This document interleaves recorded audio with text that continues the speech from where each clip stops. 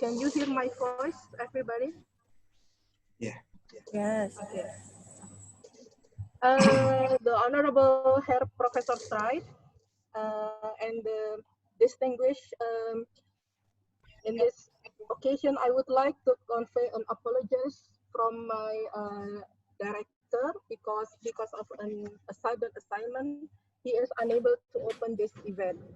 Then the seminar will be opened by the Deputy Director of Center for Environmental Technology, Dr. Nawaswedi. So colleagues from Center for Environmental Technology, welcome to our online seminar. Herr Streit, herzlich willkommen zu unserem Online-Seminar. Entschuldigung, meine Deutsch ist nur, ich spreche nur Bahnhof.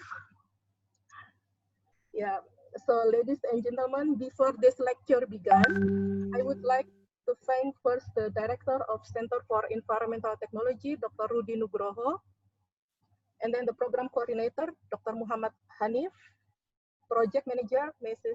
Resi Octavia, Group Leader and Leader of this activity of the plastic biodegradation, Dr. Tusi Adibroto and Mrs. Nida Sofia, and all the engineering staffs. I would like to also thank the host and co-host of this seminar, Mrs. Anis Ma'rufatin and Mr. Rizky Dharmawangsa and Mrs. Delphi Soraya. Last but not least, I would like to also thank the minutes writers during this event, Mrs. Iin Farina and Mr. Mulyono. So Dr. Nawaswedi and colleagues from the Center for Environmental Technology, today we have a special guest, Professor Wolfgang Streit. So in German spelling, if you see E and I, we should read it as I. So we call Professor Streit, not Professor Straight. Yeah. So today, Professor Streit will give us an insight view on how microbes play an important role in plastic biodegradation. At first, I would like to invite Dr. Nawaswedi to give a welcoming speech. So Dr. Nawaswedi, the time is yours. Okay, thank you, Dr. Rahmania, for this time. First of all, I would like to express to my gratitude to Prof. Wolfgang Streit from University of Hamburg. Good morning in Hamburg time and good afternoon in Tangerang time. Assalamualaikum warahmatullahi wabarakatuh.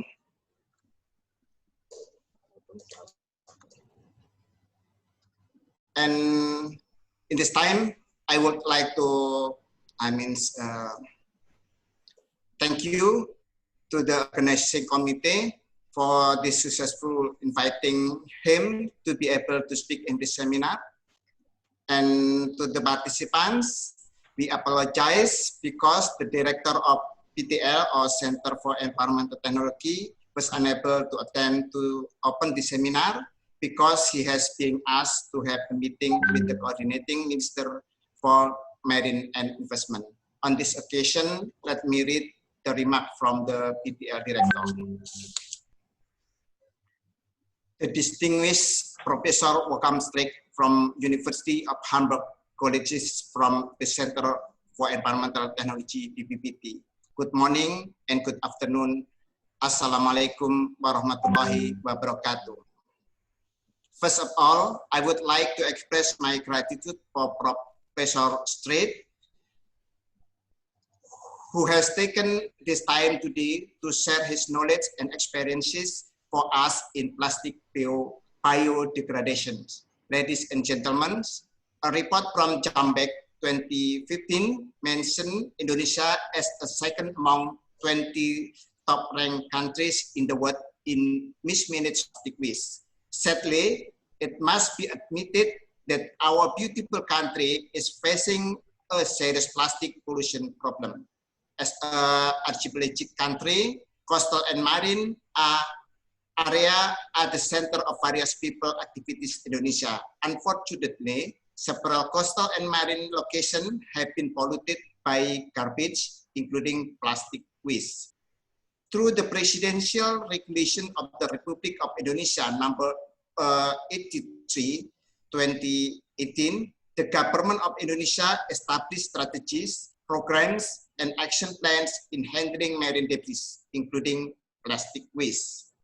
The regulation assigned to reduce 70% of plastic waste by 2025.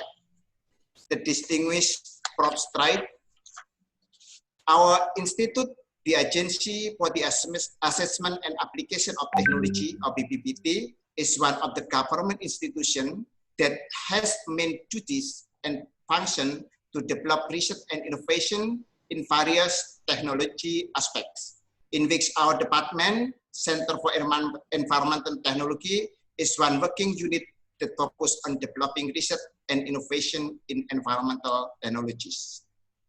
To support the President Regulation of the Republic Indonesia number 83, 2018, above, the government prepared an action plan in which BPPT has several roles to be implemented. Tasks and roles that must be conducted included waste control in the river estuaries, development of waste to energy plant, or we call PLTSA, and innovation of plastic substitutes with environmentally friendly material. On the other hand, we recognize the important role of microbes in plastic degradation, where the results will be saved for disposal into the environment.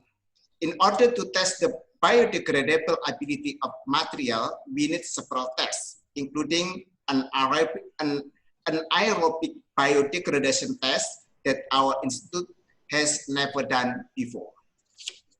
The first report on the marine plastic has been submitted by several researchers since 1970s, but has received no attention from the scientists.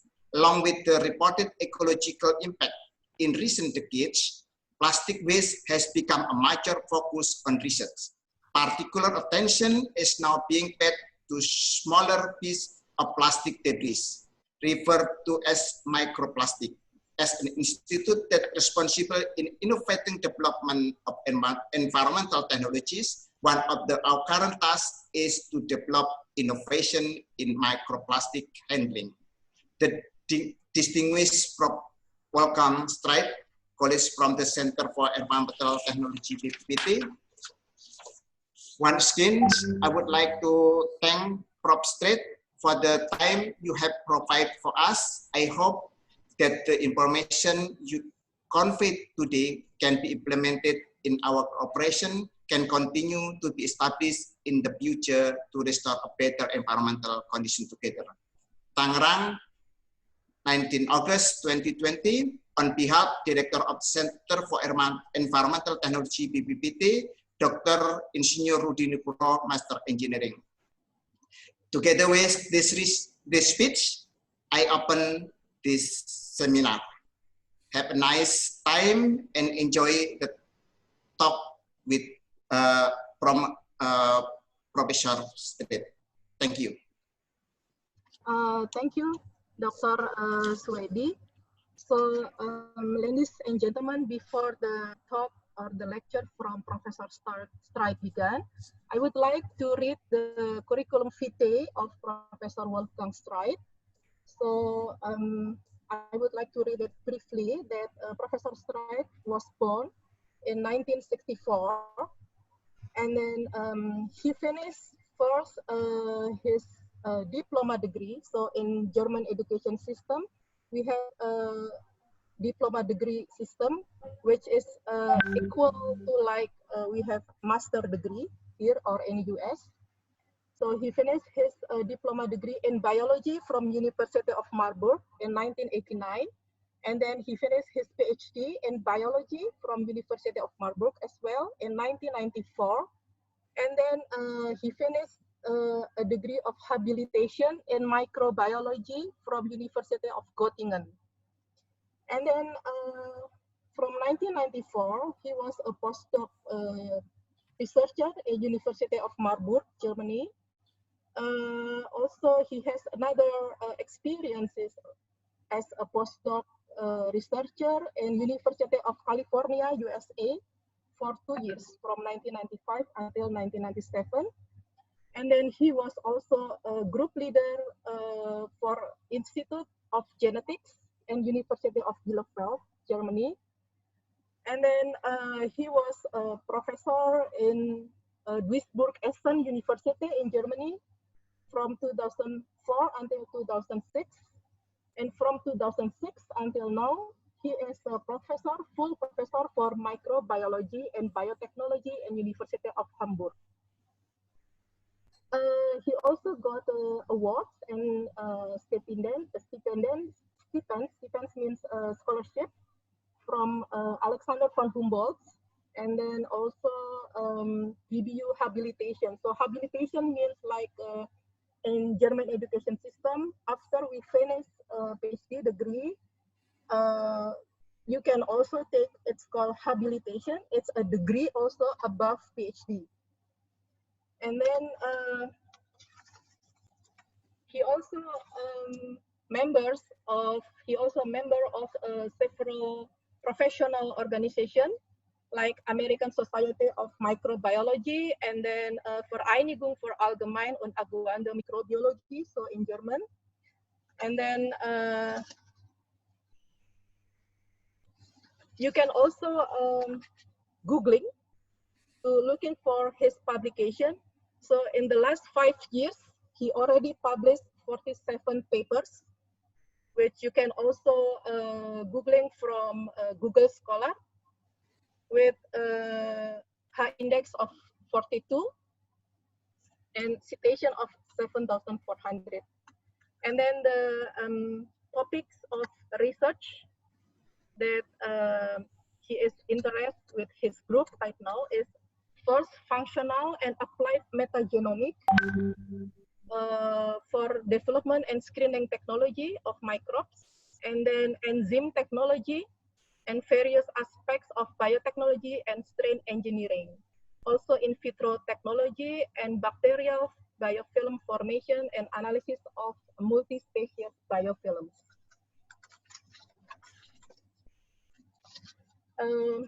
He also produced 5 patents in microbiology and enzyme technology.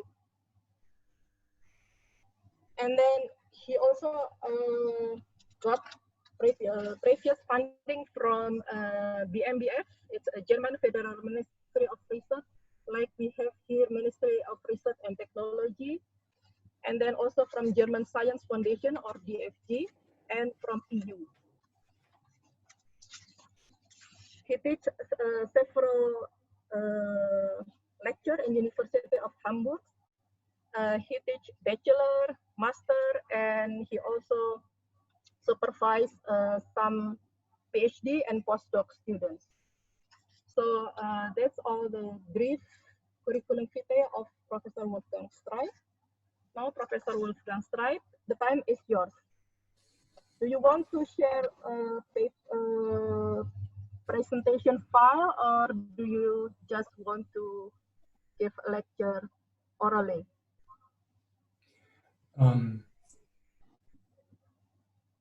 Thank you very much for this cool introductions. Thanks also for the words from your director in the introduction. It's very kind of you. Actually, the other days when I started to prepare my presentation, I thought actually it's quite cool now with sitting at home and giving presentations all around the world without basically leaving your home.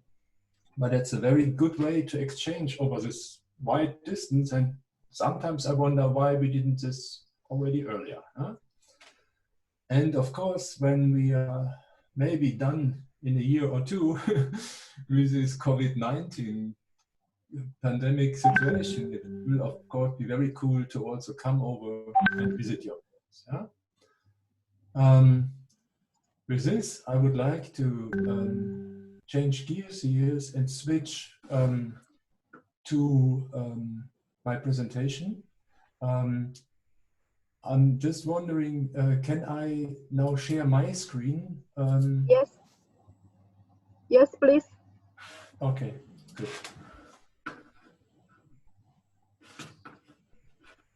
One second.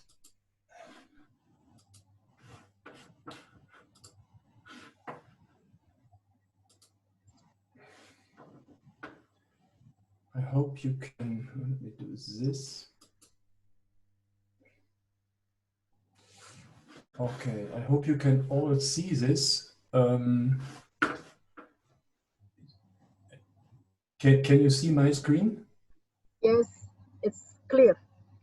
Okay, good, perfect. So what I would like to do is basically change a little bit the agenda and rather move your first part back to the end and give you more or less, first of all, an idea and introduction in why we are doing this research we are doing, and also where we are going with this. So you get, I think, a much better overview from where we come and where we are going with this. So let me start the way that for those who have not been in Hamburg, it's certainly worthwhile to come and visit Hamburg at a certain time. What you see here is the concert hall. This is some view in the older city, and this is actually an area around the harbor, and again, a region which is called Speicherstadt, so many beautiful sites.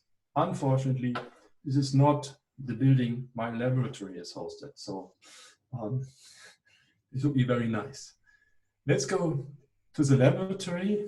In my laboratory, and you learned this already from the curriculum vitae, we have a number of different topics. Yeah? As a German professor, you always have to be hunting for money, and you always have to kind of base the labs on 2 or 3 different topics. Yeah? And in my lab, we decided that one topic we follow up is mining for enzymes in non-cultivated bacteria.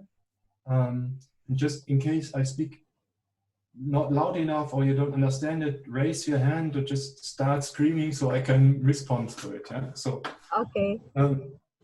don't be afraid or shy of not asking. Yeah? So what we do a lot in the laboratory is we mine non-cultivated bacteria for interesting enzymes biocatalysts. But however, the other half of the laboratory is working with what we call biofilms, where we try to understand how bacteria colonize surfaces, how they talk to each other. Both topics go each quite closely together in the lab, and they both are very successful. Today, I will mostly give you an overview on this type of work with an emphasis on our plastic degradation work. Huh? So let me step back maybe 20, 25 years when we began this kind of work. So what we initially wanted actually with our with our mission was it started as microbiologists 100 years ago. They realized that when you plate something, you take a sample from the environment and you plate something, then you get a completely different picture. This was called Great Plate Anomaly. Yeah, and you all know that this difference, nobody could explain it until then in the 1990s, suddenly people started to talk about metagenomics. Because we had the tools to access the non-cultivated bacteria, we suddenly could see that, yes, if we look on our planet, out there are perhaps 10 to the 7 or 10 to the 10 different bacterial and archaeal species, but we can only cultivate maybe 10 to the 4, 10 to the 5, or even 10 to the 6, but there is a huge discrepancy. Yeah? And this technology, or this knowledge here, this was basically the idea of metagenomics, access this huge pool by using non-cultivation technology, sequence-based technology, and so on. Huh? And just to give you a glimpse on, we know that this number is the overall number of bacterial and archaeal cells out there. This is a tremendous number of metabolic reactions we can mine for biocatalysts and also for plastic removal. And in a few minutes, I will show you how we do this, yeah, how we access this. So just keep this in mind. And for those who are not yet convinced, yeah, yesterday evening, I had a Zoom meeting with Gillian Banfield, and then it came to my mind, why not take this cool review from her? And again, yeah, what you see here is a phylogenetic tree which of bacteria and archaea and also the eukaryotes. Yeah? So what we see here are all these little red dots. Yeah? This means these are bacterial lineages, phyla, but we cannot cultivate them. Yeah? So with other words, there are tons of plastic degradation genes in it, but we have no access to them because we have not cultivated them. The same over here, yeah? Same down here, and so on. So if you want to access these guys, you have, in my view, 4 possibilities. You do metagenomics, sequencing a lot. You do library construction, search the libraries. You can do smart cultivation technologies, and you combine, of course, methods 1, 2, and 3 to finally get there to mine these guys here and to learn something about them.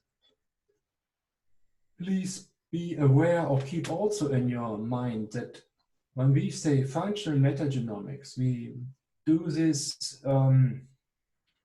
in my lab maybe in a very applied way, but the other colleagues, or I'm sure you also, you do this because you would like to learn something from these guys. You would like to learn to increase your knowledge on microbial ecology. You would like to understand these non-cultivated guys here. You would like to learn their physiology, perhaps unravel novel pathways and reactions. Please also think that what we have learned in the last 5 years about the human microbiome, animal or plant microbiome, that's fascinating. Yeah? This is all because we suddenly realized that there are so many uncultivated. We can today define novel infection mechanisms. Yeah? This is all very important. And of course, in my laboratory, the thing is that we focus a lot on exploiting novel biocatalysts, enzymes from these non-cultivated, in some cases novel drugs or compounds, and we also invest a lot of time in developing technologies to mine these metagenomes. So having said this, I must confess that I was, with my lab, we started in Germany in 1997, and when I finished my postdoc in the US around 1997, the first people were started to talk about metagenomics. And so when I went back to Germany, this was right the time to establish this field in Germany and in Europe. And I think we did this quite good.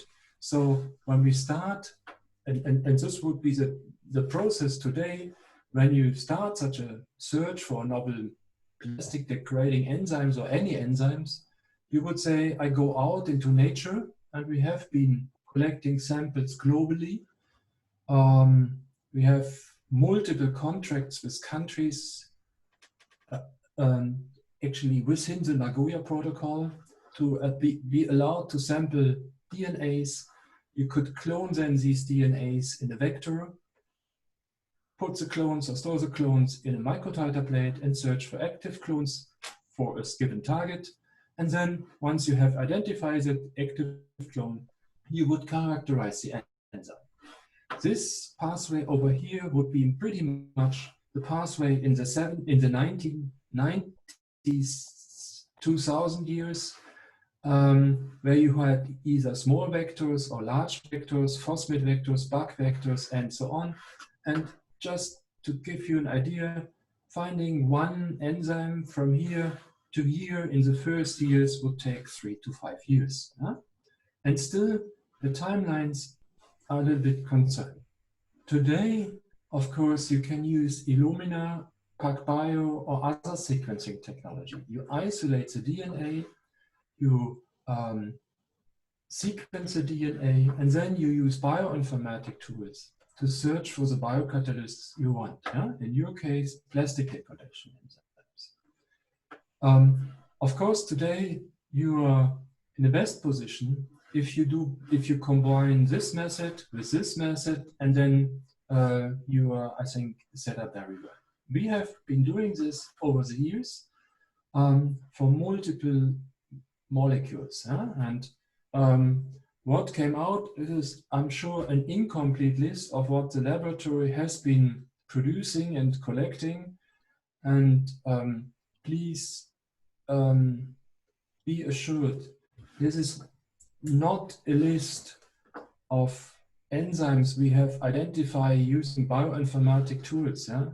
This is a list of enzymes we have in the laboratory active, and I can send over to you a few milligrams of these enzymes if you want. Yeah?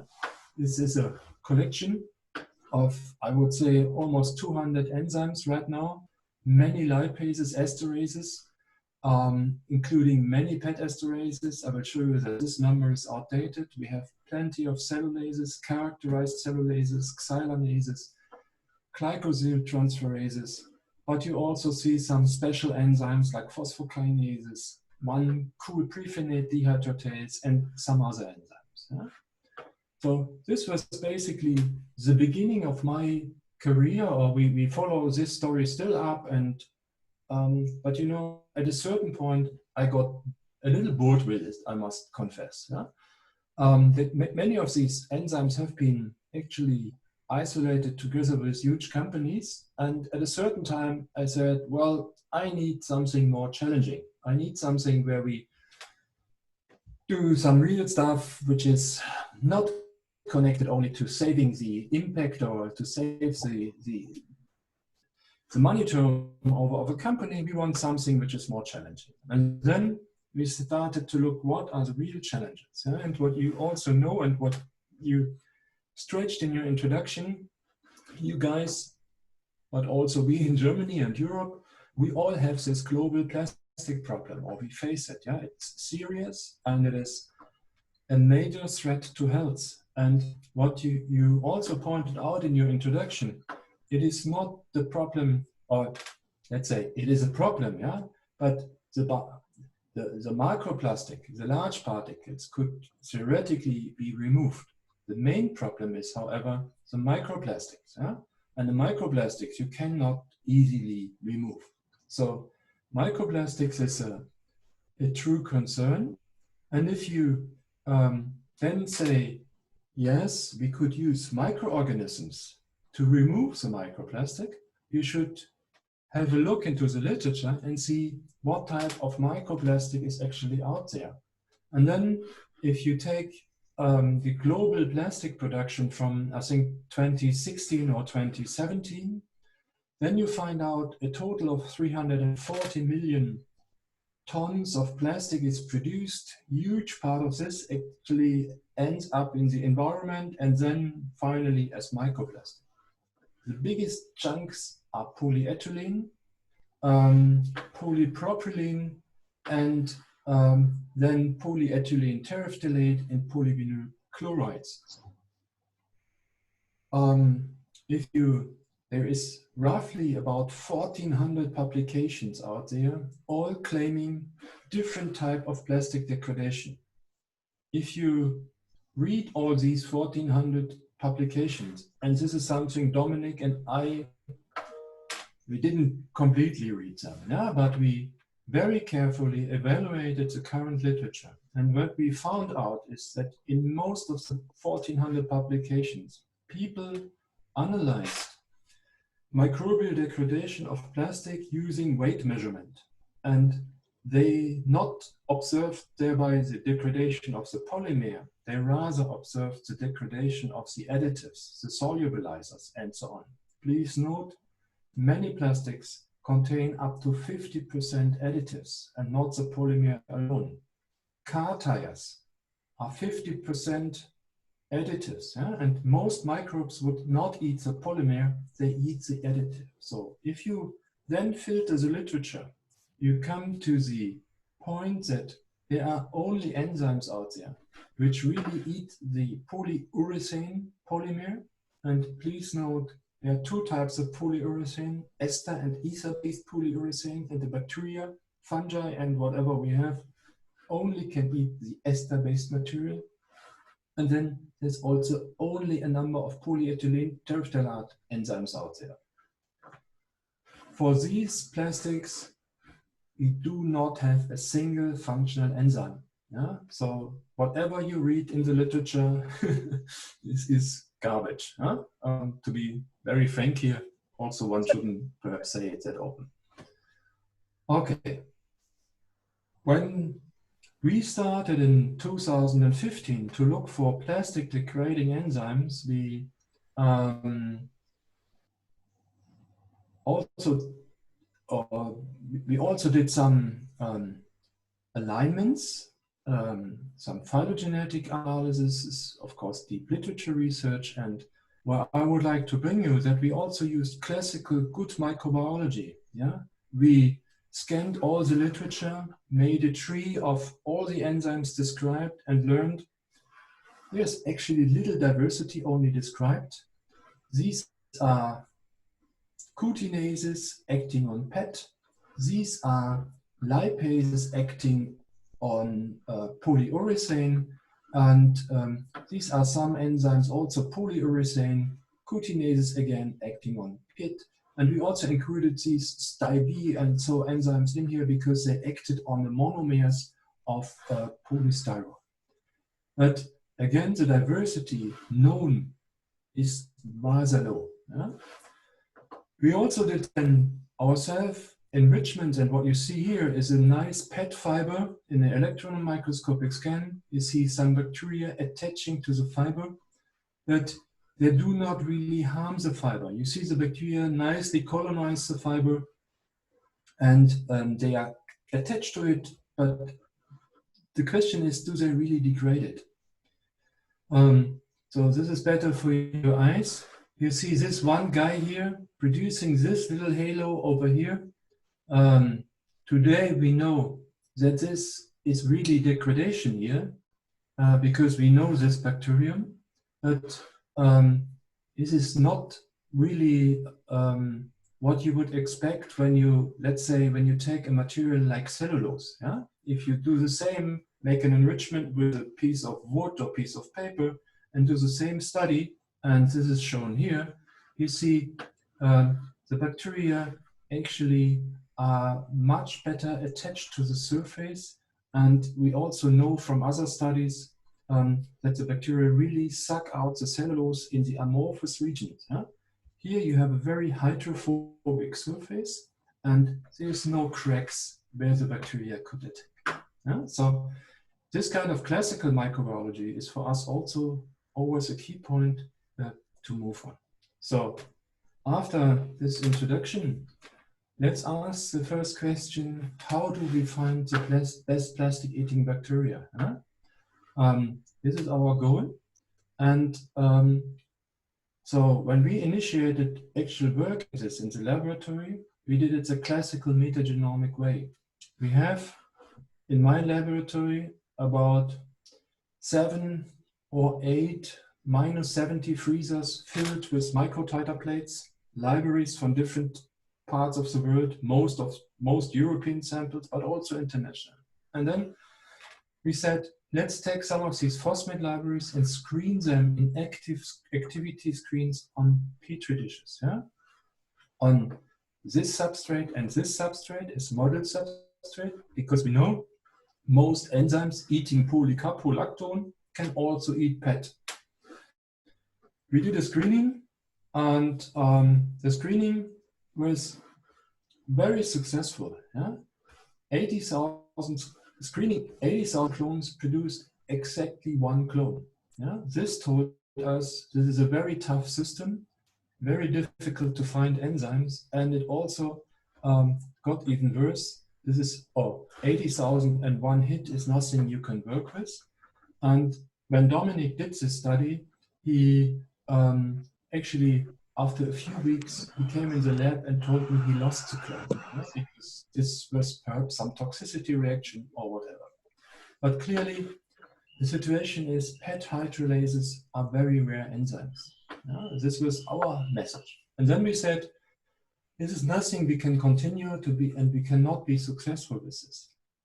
So again, we went back to the lab and to the bench, to the working desk, and said in 2016, 17, I don't recall exactly, but this was the literature described enzymes at that time.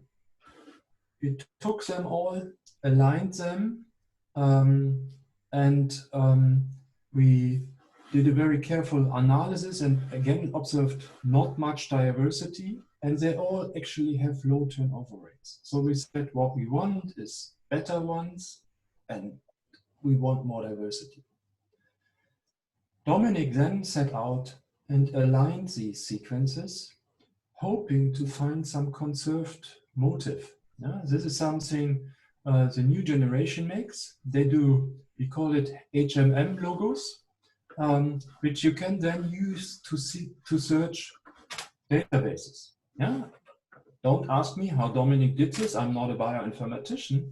But when we discussed this, whether it would make sense to take these are alpha-beta hydrolases, and look for conserved domains, I initially told him, Dominic, I'm not sure this will work, because alpha-beta hydrolases, especially esterases, they are highly, they are conserved in some parts, but often they are highly different. Therefore, I said, I'm very reluctant, I wouldn't do it. Dominic did it anyways. He came up with this kind of sequence motive. And we refined it a little bit manually. You see there are 8 motives in there, and Dominic used them, this motives then, to search the non-redundant databases.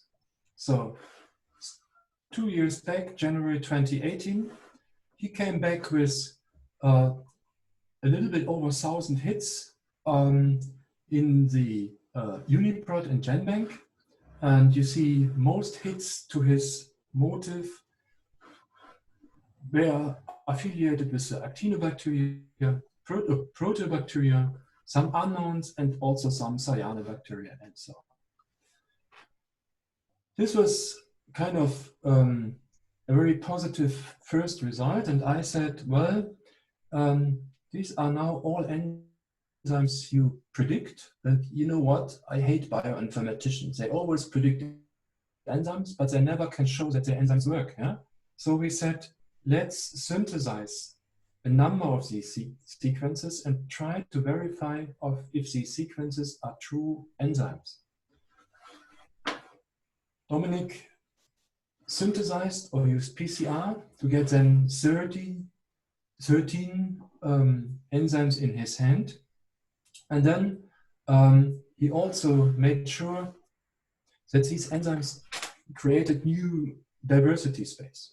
So it's shown here. The at that time known enzymes were the gray guys here, and then the green guys were the ones Dominic synthesized. And to make a long story very short is, Dominic could express in a first round here in red shown PET 2, 5, 6, and 12, and show that these are indeed active PET esterases. In the second round, he could also show that some of these other ones were also PET esterases, but now we can clearly say with this HMM motive, 50% of the enzymes we predict are also true PET esterases. Now we have a good tool in our hands to really identify such enzymes. So that you believe me that we really have active enzymes, these are some examples. PET2, PET5, PET6, PET12. And this is a control. This is Petri dishes with polycaprolactonate, the model substrate, but this is PET nanoparticles in the Petri dishes. And you see there's a nice halo here. There's a nice halo here. You see this halo here, and here it's even completely gone. So these enzymes are actually active, and I will show you the HPLC profiles a minute later, so you don't only have to squeeze your eye to see these halos. We have meanwhile also two structures served of these enzymes, and you see here PET is really binding in a cleft there. We did a lot of biochemical characterization, which I don't have to explain to you guys here in detail, but quickly learn and maybe share the fascination. Yeah? We never searched for enzymes that are thermostable, but please see PET, this enzyme here, depicted here, yeah, which is actually PET2, is highly stable, it functions at 90, 80, 70 degrees. Yeah? It is also active at the lower temperature, but it's remarkably active at the high temperature. We were a little bit surprised by this, but obviously many of the PETases are highly thermostable enzymes. We did characterization of pH spectra, substrate spectra, and so on. There's nothing exciting about that, actually. Please note also that we not only did this screening on the Petri dishes using these substrates, but for the students, it's easier to do the Petri dish screening initially. We also have an HPLC system running where we can detect the degradation products. And what you see here is the terephthalic acid as a control. And you see here PET2 incubated on PET foil over 24 hours. And you see that here nicely the terephthalic acid peak occurs. But you also see some other peaks that occurs. This one here, for instance, where we don't know what it is, but for sure terephthalic acid is produced, which then confirms for us that yes, these are active PET esterases.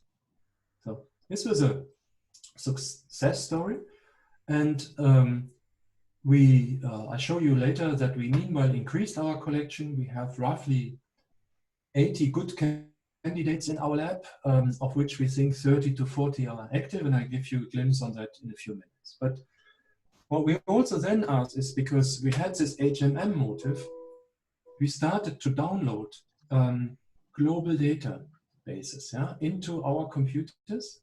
It is not that we were allowed to sample here or sample over there where you guys are right now located, or even go to cool beaches in Australia. Yeah, this was not the case, but we simply sat on the computer, extracted DNA databases, and did this initially for marine metagenomes, because everybody claims there's huge plastic contamination in the marine, which is correct, but we also downloaded many terrestrial metagenomes and then used our HMM.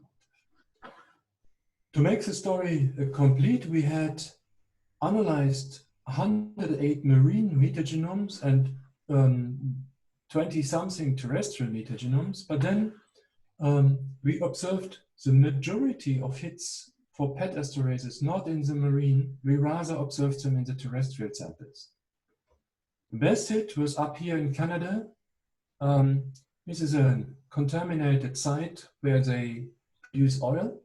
And this was with 349 hits, totally, and in these samples down here. But the heavy oil reservoir almost produced half of the hits. Yeah?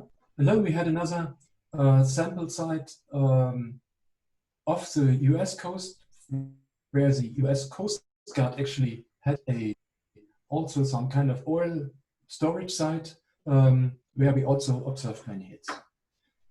What we learned from this is that PET esterase enzymes are really rather rarely observed, because overall we didn't have many hits. This is not much in my view, but still we found some.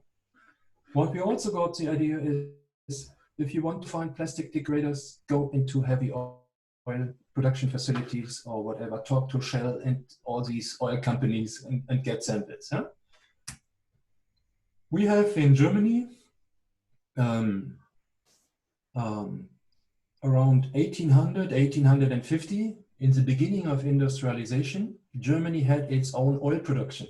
Yeah? We have a museum, yeah, a historic site where you can visit oil production at around 1850. And what you see here is it's not large, but at that time, so here's on the map, yeah, but on the time oil production in the 1850s started, it was obviously a famous production site. Yeah? What's left?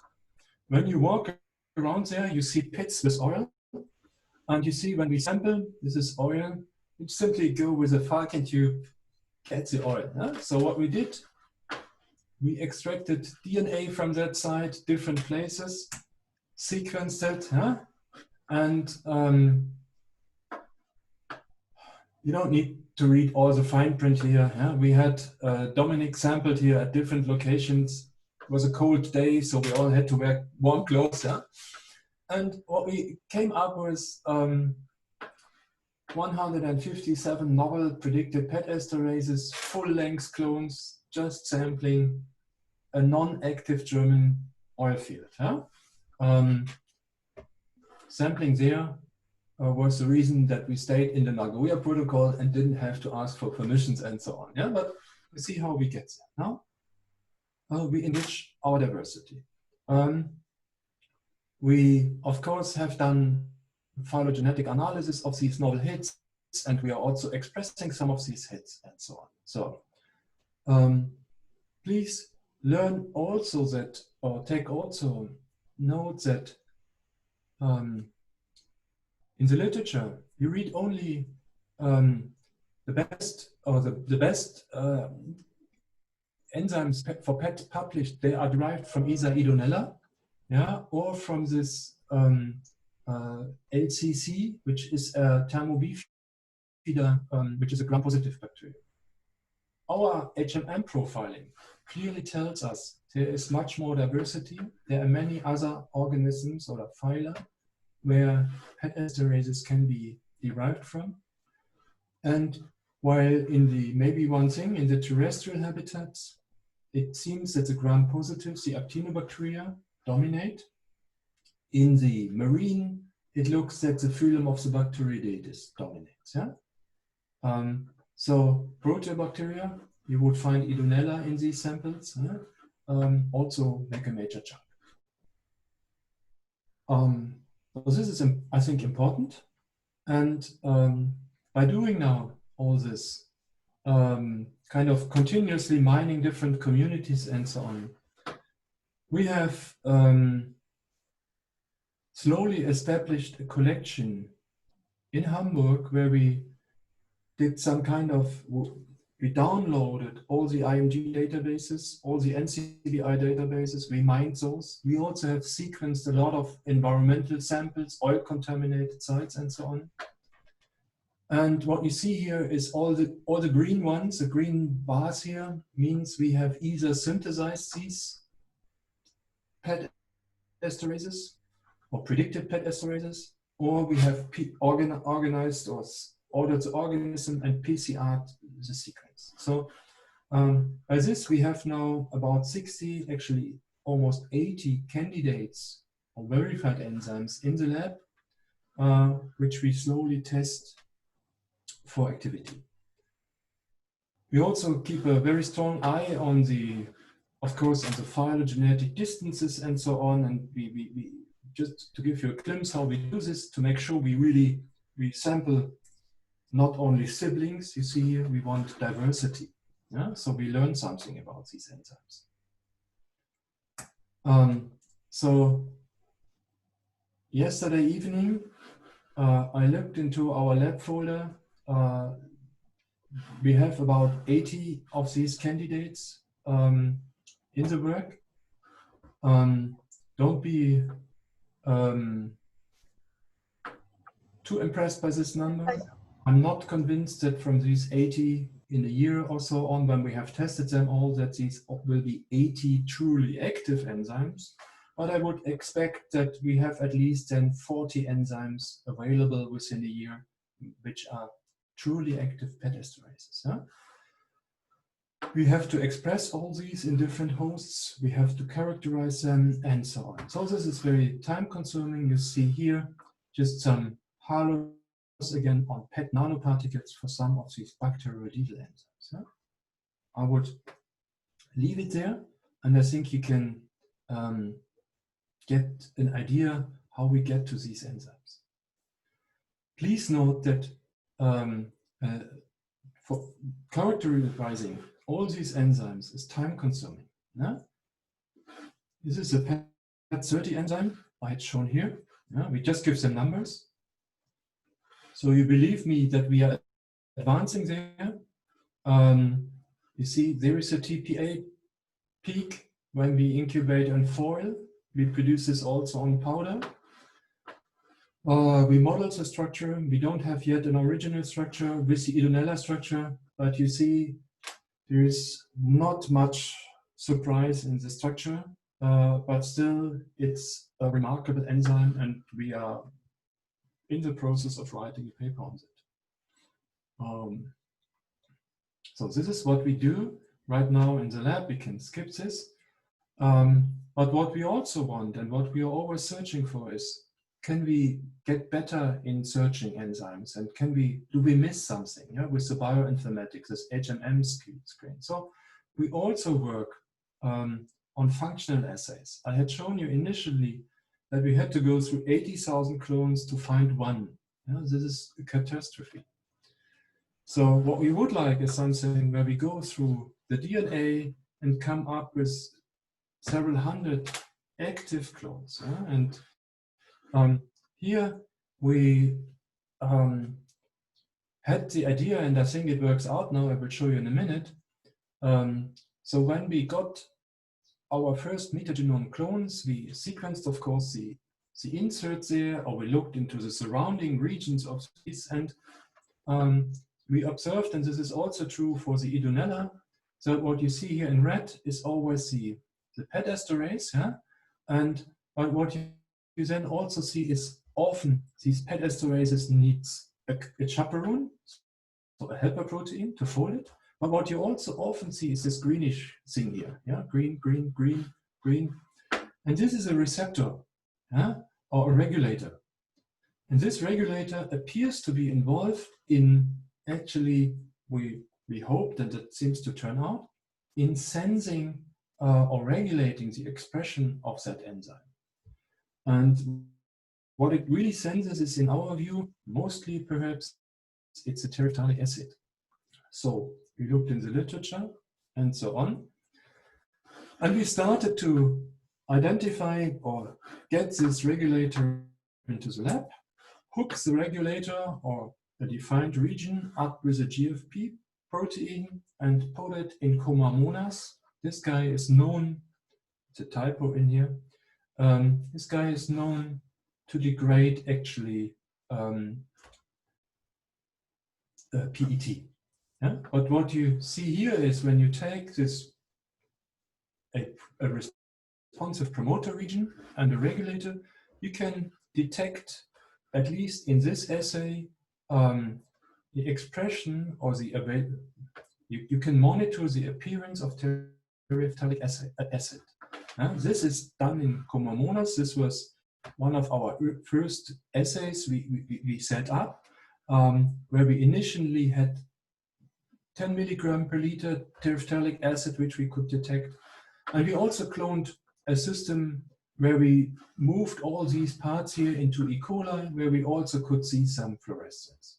This was the first steps, and this was tedious. I wasn't too happy with it, but meanwhile we kind of refined and optimized the situation, the system. And what you see here is now an almost ready to go and ready to publish screening system. What you see is that this is Comamonas again. We have changed a few things in the system, and you see we can quite surely detect terephthalic acid now at 0.8 0.5 micromolars in liquid cultures or in supernatant. We're working on a system to bring it even further down in the sensitivity, but this is a very time-consuming thing. Our idea is to go into enrichments, yeah, and then see basically this guy lightening up, and then you could use this to monitor the degradation. And this is actually something you could use then under aerobic and also, if you want, under anaerobic systems, because the vector system, go back here, this system is designed so you can swap it into different types of vectors very easily and use it in all kinds of microcosm studies. Okay. Please note that we are also working on a system which makes our life easier and brings down this terrible timeline of 5 to 7 years. Our idea is isolate the DNA, maybe do some gene sequencing, do some gene synthesis then, and avoid any cloning. Do metagenomics directly with the DNA and do basically an in vitro transcription and in vitro translation of the predicted genes. Yeah? So from here to here, you would perhaps need 3 months or 6 months. And this is actually, we have been working on for quite a while now, and we are slowly advancing and getting to the point that we can do this at not the microtiter plate screen. I mean, sequencing is quickly done. Gene synthesis is quite expensive still, but we can afford to sequence 30 to 50 genes. And then we are now at a point where we can do transcription and translation at a 30 to 50 gene scale. And we would like to get there to basically quicker identify the really active enzymes and then do the characterization of these enzymes. Just some examples. This is PET9. This is PET2 expressed with an in vitro system. PET6 didn't work so well, yeah, but you see here in a Western plot that there are some proteins. This is more or less some ongoing work and from the lab, and we are still working on this, but I'm quite confident that in maybe a year from now, we can basically do everything in an in vitro system, so we are much quicker. We have also, meanwhile, quite good experience, basically, or we tested our system with a superfolder GFP. This is all in vitro expressed, some cellulase and some lipase, and now we are adjusting this system for the PET esterases. The only problem with the PET esterase screening there is that the sensitivity of the system, of the substrate and the screening is not very high. So we fight a little bit there, but I'm quite optimistic that in a short while we will be there. So with this, I actually think I have taken up enough of your time. I would quickly like to summarize what I have told you here this morning. Maybe take-home message is PET esterases are difficult to find. They are low-frequency enzymes, but nevertheless, it's worth to go and very rewarding to go out there and find them.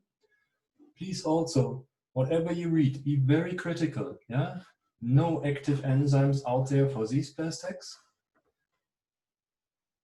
I'm in favor of HMM-based searches. Yeah, they are perfect, perhaps not the absolute perfect tool, but they are good tools.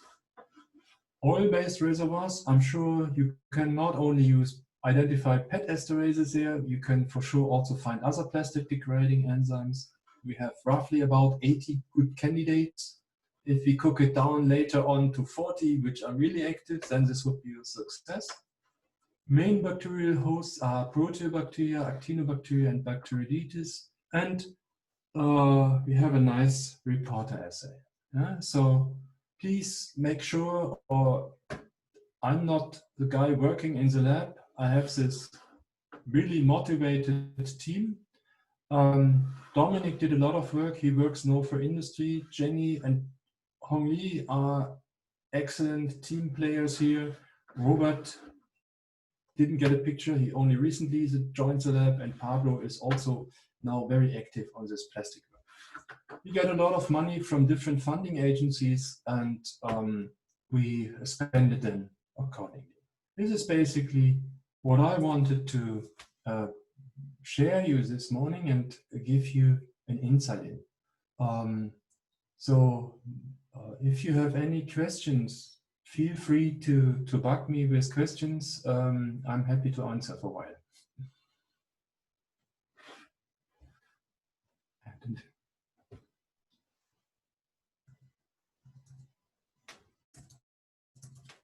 You have to turn on your microphone, I think. Sorry, can you hear me? Yes, now I can hear you. Okay, thank you very much for your very interesting presentation. As a moderator today, first of all, I would like to all of you to please switch on your video, and then we will take a picture together.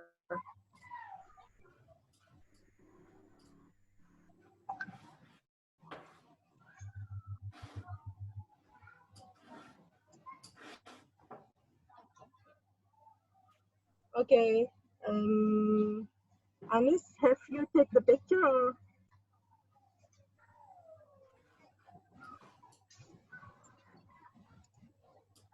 Okay, Chitra, yeah. So I will guide. So in 3 seconds, we will take the picture together. 1, 2, and cheese. Yeah, thank you very much. So Professor Streit, can you hear me clearly?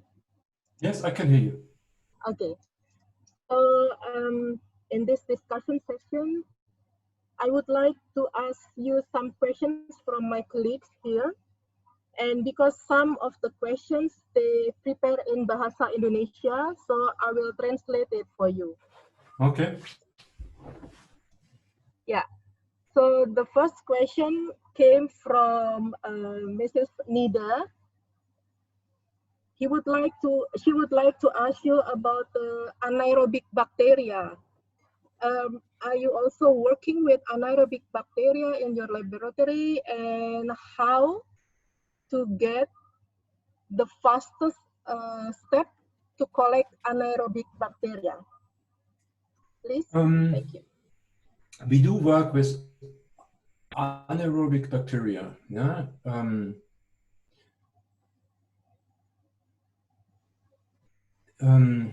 I'm not sure if with respect to the PET esterases, we have not focused especially on anaerobic bacteria because I'm not sure whether really the fastest turnover rates will be achieved with anaerobic enzymes from anaerobic bacteria. So my personal view would be that yes, anaerobic bacteria will be able to turn over PET, but this process may be even slower than under aerobic conditions. Yes, and if you want to do this, I think do enrichments in jars, yeah, which you of course in this which you seal with some of these with a rubber stopper. And then, of course, sample. But what we know already from, let's say, from history, from the 1980s and 1990s, yeah, when, let's say, the Exxon Valdez oil spill occurred, yeah, the aerobic degradation removes it. It's not. It's the anaerobic degradation is very slow. Yeah, so this is the reason why we not primarily focused on anaerobic bacteria, and also our HMM search mostly identified hits in aerobic bacteria. Yeah? So I will not say, I'm reluctant to say that this is, it's not worth to look. Yeah, you may find very active enzymes in anaerobes, but right now I personally not on that trip. Yeah? If you need more information on anaerobic technologies and so on, we can have a separate chat with these guys in the laboratory where I show, we also have this anaerobic tent there in the lab set up where we have a huge cabin, yeah, and taking a cell phone there and walking there in the lab and showing how this works is also a possibility. Okay, so you mean that actually you have the equipment to conduct the research with anaerobic bacteria at your laboratory, but you didn't explore this so far. We didn't do this, yeah. Okay, thank you very much. And then the second question came from Dr. Arif Santoso. He asked about plastic biodegradable, especially for Oxo Degradable Plastic. Do you have any experience regarding Oxo Degradable Plastic? And then what do you think? Because some researchers said that this Oxo Degradable Plastic initiate the appearance of microplastic, which is very difficult to handle. Do you have any experience with Oxo Degradable Plastic, Herr Streit? No. I mean, what is the deal here? I don't fully understand the question. I think what is the dioxoplastics? Yeah, Dr. Arif Santoso asked you whether you know about the Oxo Degradable Plastic. So this is the plastic which added with oxygen. Okay, good. No. Yeah. Okay.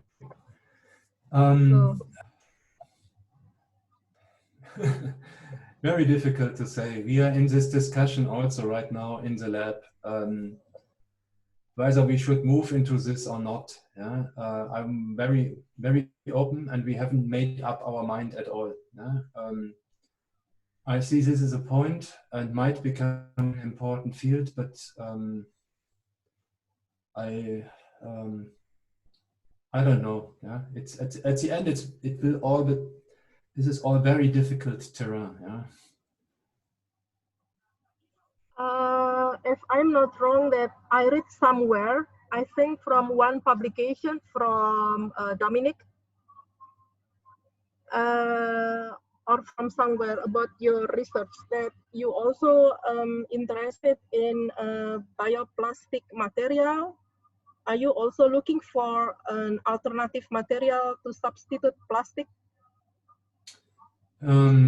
Yes, we have. Well, we have been looking into that, but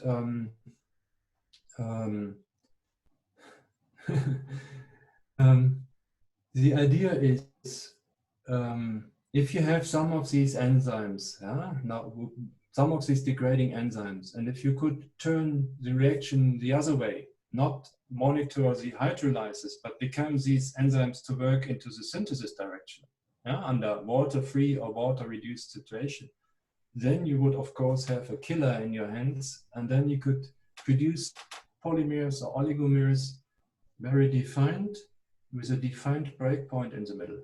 Yeah? So this is a direction we have been discussing in the lab, and this is also a thing we will be doing in testing with our enzymes. But it's of course a long way to get there. To bring a single enzyme to the position or to the point that it turns the reaction in the other way, it's very time-consuming story. Yeah, we can talk in 2 years about this. Okay, and then the next question came from Dr. Hanis Ambarsari. The question was, which one of those plastic degrading microbes is the best for the PET biodegradation? What factors are the limiting factors for plastic biodegradation? Right. This is a tough question. Actually, I would say nobody knows. Limiting is for sure attachment to the surface, uptake. I mean, they cannot take the fiber up, so they have to secrete the enzymes. Today, it is not even sure if, for instance, the Idunella enzymes, are they secreted? How does this polymer or the oligomer actually get into the cell? We have to basically confess that the cutinases, thermobifida cutinases, and the Idunella enzymes were the first ones to be published in Nature or at high-ranking journals. But if you look for a bioprocess where you would do some, let's say, some biocomposting of plastic or so, nobody can answer that question today. Yeah, which enzyme will be the best there, or which organism will be the best? Because in nature, in a natural system, yeah, this will be very different. I assume my gut feeling tells me, or my experience with microbiology for the last 25, 30 years tells me that at the end, you will perhaps work with some very boring bacillus, yeah? Which you throw into your compost or your system where you know it's stable and it secretes the enzyme and then does its job. Okay. How's it, Dr. Hanis? Are you satisfied or do you want to ask more?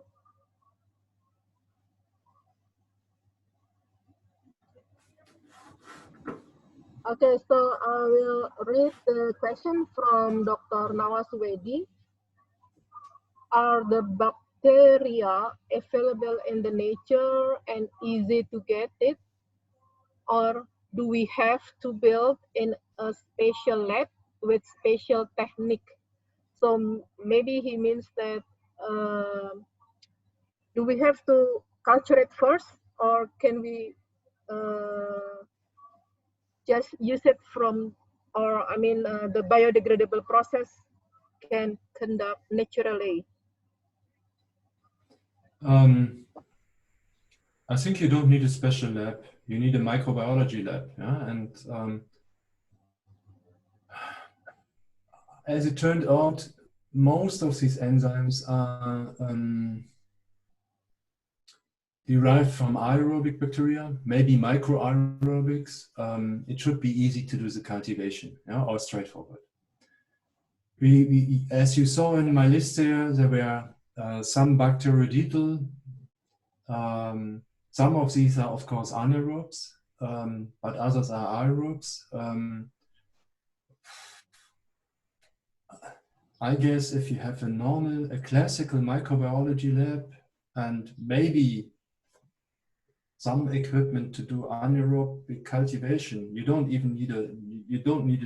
an anaerobic hood. Yeah? You're fully set to get there. Okay, thank you. The next question, I think Dr. Joko Prayitno will ask you the question directly. So, Pak Joko, please ask your question. Thank you, Professor Streit, for very nice presentation and very enlightening. Before I have the question, we in our institute have already do some bacterial isolation for oil degrading bacteria long time ago, about 10 years ago. And yeah, we have the problem for the heavyweight oil. It's difficult for the bacteria to degrade. And also for the simple chain like phenol, it's also difficult for the bacteria, and not many bacteria can degrade it. But yeah, we We also isolate bacteria from oil rig and oil contaminated soil, and also from the compost, and the bacteria from those sources were good in degrading oil. But as I said, unless the heavy oil. Okay, my question, I have two questions. It's interesting that you have already identified many metagenomes in your research. I'd like to know what is the probe for finding the clones, the probe you use for finding the clones. And the second question is, what is the rate of PET degradation by your enzyme or bacteria? And how to prepare PET substrates in your experiments? I think that's all my question. Thank you. Okay, I hope I thank you for your question, for your three questions. I hope I bring them together. The rates are low, so the turnover rates are lousy, yeah? Of all PET esterases. Yeah? Only, I mean, there was this paper this summer about this LCC where they had engineered it to blah blah blah. Yeah? But if you take all the wild type enzymes published today, they are all in the same level. Yeah? At least in Germany, if we think about the use of a PET degrading biological system, we will never be allowed to use a genetically engineered strain out in nature. Yeah. Huh? So we always will have to rely on a wild type. And if you talk about rates, I'm heavily concerned here. Two things. If you throw out your plastic bottle, and even if you throw some Idunella after it, or the best plastic-eating bacteria you find in your samples, be assured your plastic bottle will be there another 500 years. So much about the rates. Please also note that all the kinetic data you read in the current literature for these enzymes, they are mostly, mostly done using artificial substrates, polycaprolactonate or PNP ester derivatives. In this LCC people, Tournier, or who was the first author, I think there they use now some oligos to measure the degradation. Yeah? But nobody has really measured a Km value or K-cut value using PET. This is not possible. Okay. Again, wild type enzymes are lousy. They face the problem how to get to the substrate. Yeah? And I think there are many things which we have not understood yet. Yeah? So if you say you have this, and if I understand this right, you have a cool collection of oil degrading bacteria at your hands, why don't you test them? If they degrade, I would start with polycaprolactonate, and then I would take PET nanoparticles, or PET foil. To make PET nanoparticles, it's a complicated procedure. It's a little bit difficult, but I can email you or ask someone in the laboratory to email you the protocol. If you send me an email, I forward it to one of my people. Okay, thank you. Thank you, Professor. Yeah. Thank you, Pak Joko. Is anybody want to ask a question? Professor Streit, maybe now I also would like to ask you a question regarding the usage of microalgae as it's called like chassis. I read a publication about it. So a group from, if I'm not wrong, from Marburg University. So they use microalgae for as a chassis for polyethylene degradation. But I think it's what you call it. It's not natural, but artificial. or more biotechnology engineering, and I'm afraid of the harmful effect of the usage of this kind of microbes. So what do you think about that? And then I would like to ask, is the research still going on or not? Thank you. I saw this paper from the colleague there. Yeah, difficult to say. I mean, this is an old guy who just retires now, or he is already retired. So I think the research in Marburg will come to a stop. Yeah. But I'm sure sooner or later, someone would have the idea to express some of these enzymes in microalgae and to throw them into water and degrade the microplastic. Yeah? But again, in Europe, this is a no-go. Yeah? There's no way you ever will get that allowed. GMO? Is that including in GMO? Yeah, release of GMOs is not feasible. Yeah? And I think, so from my perspective, if I would assume worldwide, I would rather leave it. Yeah, I would not, personally, I wouldn't invest into it. But what I would invest and what we are also doing in the background, why not sequence microalgae and find and have a look at their secreted esterases and lipases and see if they have this naturally. Yeah? I wouldn't be surprised if you find microalgae who secrete PET esterases. Yeah? It's perhaps not the first one you draw out of your cabinet, but maybe if you pull out a few hundred, you find one. And then you can do strain improvement using the classical non-GMO way. Okay, so you mean we don't have to insert genes from bacteria or whatever into the microalgae? Microalgae are so versatile. I would rather go for one which has it itself, or microalgae have bacteria associated with itself. Yes, yes. So maybe one of these natural populations is an active secretor. So I would rather go invest time in screening a microalgae collection. If you have a marine microalgae collection around there, screen it. Okay. Okay. And then the next question, I think because some of my colleagues, they are engineers, so maybe they would like to ask you more question about application of this of the basic research you've already found with your group. Yeah.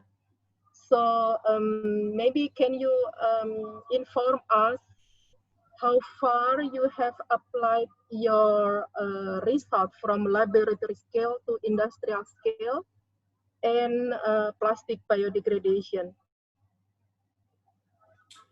Or what kind of industries use the result of your laboratory scale experiment? So, there are different types of industries we are talking to. One is, of course, industrial cleanup. Immobilize the enzymes on beads on a surface, try to remove in small pilot samples from marine water plastic particles. Yeah? So this is one story. The other story where we talk, of course, is with bigger industries, chemical industry. Can you use these enzymes to modify the fiber? Yeah? When you wash your clothes the first time, you release a lot of PET nanoparticles. And if you add PET enzymes to washing powder for the first wash, you reduce already the burden. Yeah? So this is one direction. The other direction is many chemical companies would like to have enzymes which they could really turn over in the other direction. Yeah? So they could make polymers, very defined polymers, yeah? Really biodegradable polymers. This is a direction you want to go, or we want to go. To talk about scale, in my lab, at the best we work maybe at a gram scale, yeah? But then we hand over to people who go with the technical solutions. But of course, we are involved in these discussions and we throw in our ideas. Okay, so I mean, you have a cooperation or research contract with some industries regarding enzymes. Mm-hmm. Do you have it? Or? Yes, we have. You saw some of the companies we have been cooperating over the years. I'm not sure I'm allowed to tell you right now which company we are working with the plastic story. Yeah? But be assured, these are no small companies. Yeah. Usually we work with all the big chemical companies at the same time, because they all have the same problems. And if you come up with good enzymes, they find you, or they talk to you. Yeah, all the big companies have problems. They have to show that they have green production pipelines. Yeah, they have to talk about circular economies, circular use of plastic materials, blah, blah, blah. Yeah. And so the pressure is very high on, let's say, I don't want to name a specific, but all these plastic producers, yeah, or polymer producers, they have to do this. And if you come up with a good collection, you get them into the boat. Yeah. Or if you contact them and say, yes, guys, I have this. I have mined my oil degrading bacteria and I find 5, 6, 7, 8 interesting enzymes and I need money, or how about a joint project here? I think you run into open doors. Yeah? Okay, thank you very much. Yeah, I understand now. Okay, colleagues, any more questions? You can raise your hand if you want to ask directly, or I can help to translate to English if you want. Pak Joko?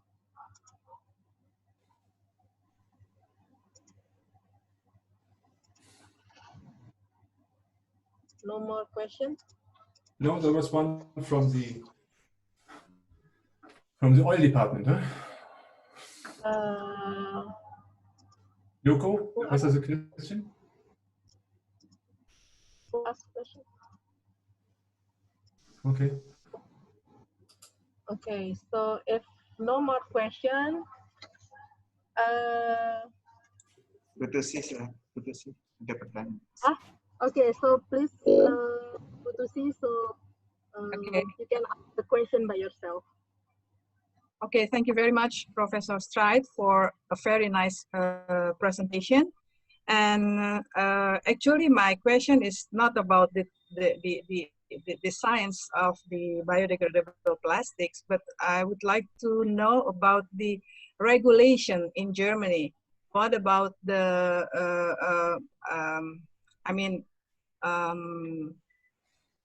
you know, in Indonesia, we have so many plastic pollution.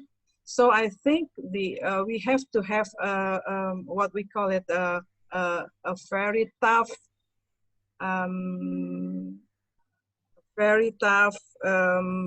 what you call it? Effort. Regulation, yeah, effort to meet the regulation. And what about in Germany about the use of normal plastic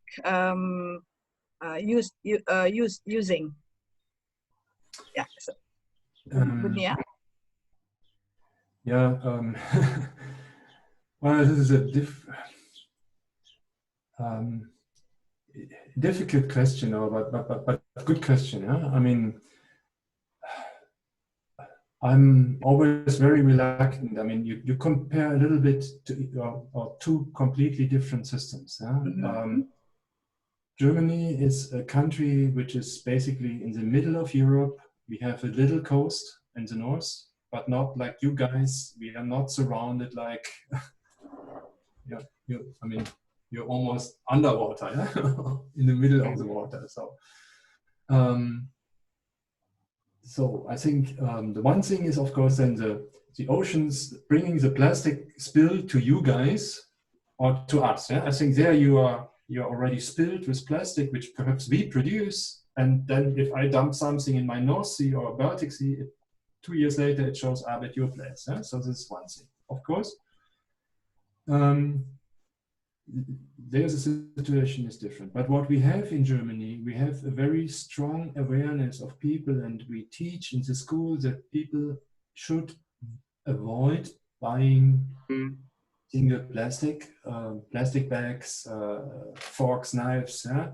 And there is also the EU putting slowly bans into it. I think this plastic cutlery is taken out of business within the next year or something like this. Plastic bags are more or less out. Yeah? So this is a slow change in the awareness of the consumer and also in the people's mind. Yeah? I mean, the majority of people, when you go shopping, you see that the majority sticks to these rules. But of course, we also have these idiots who buy a plastic bag, open the window of the car, and just throw it out. Yeah? I think there you have to work on the mentality of the people. You have to tell them, teach them. Teaching and kind of public outreach is a lot which you accomplish. Yeah?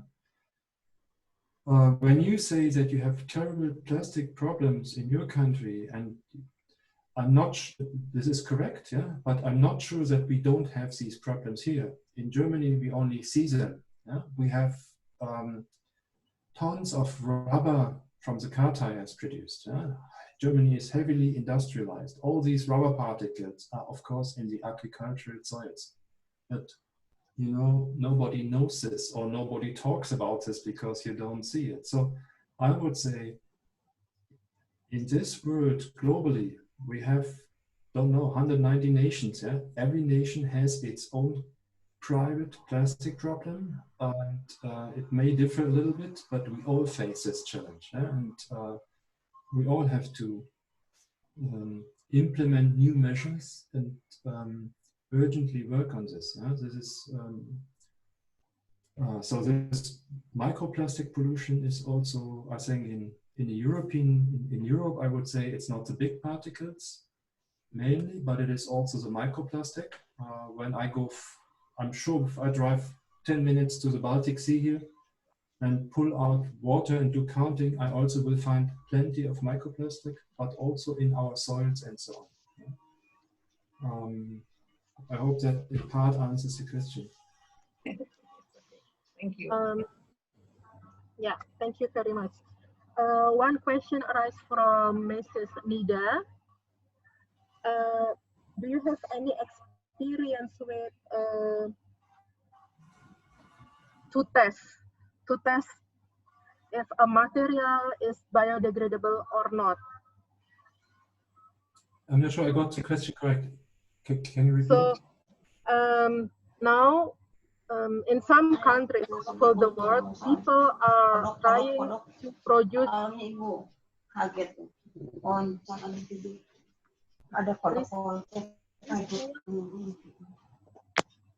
Hello, please mute all. Yeah. So do you have any experience, Professor Streit, to test which material is biodegradable or not? We have not tested that, and the lab is not set up for this. But this is an interesting question, and it is also critically discussed. Yeah. So what is really a biodegradable polymer? 3 months, 6 months, 10 years. So my awareness is there that you have to be very critical on this, not to basically substitute the pest with cholera. Yeah? We don't do this right now in the lab, but I'm sure this will be coming. Yeah? We have been a couple of years ago, or a few years ago, we had been involved in many projects where cellulose degradation was an issue, yeah, cellulases and so on. And if you take, maybe I always say that perhaps cellulase or wood or even leaves are a good measure, because there you need 6 months, maybe a year, for the turnover of a single leaf under European climate conditions. Huh?